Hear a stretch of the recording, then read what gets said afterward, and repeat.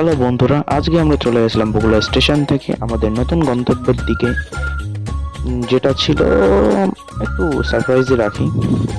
তাহলে চলো, আমরা উঠে পড়েছি ট্রেনে। এবার আমরা পৌঁছাবো আমাদের গন্তব্যে।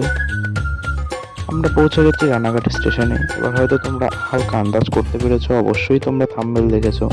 আমরা আজকে যাচ্ছি রানাঘাট বিখ্যাত গোপাল ভাঁড়ের বিরিয়ানিতে।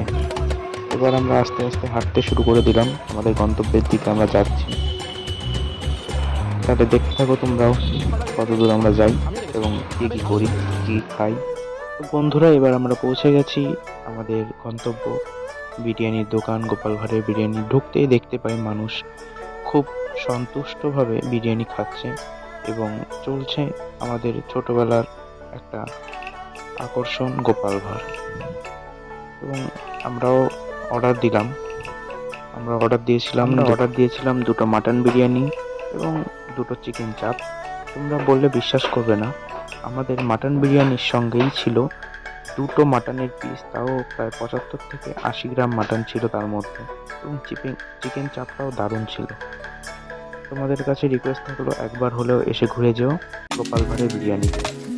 থ্যাংক ইউ বন্ধুরা, ভিডিওটি শেষ পর্যন্ত দেখার জন্য। ভিডিওটি ভালো লাগলে অবশ্যই লাইক কমেন্ট করবেন এবং সাবস্ক্রাইব করে রাখবেন এরকম আরও ভিডিও দেখার জন্য।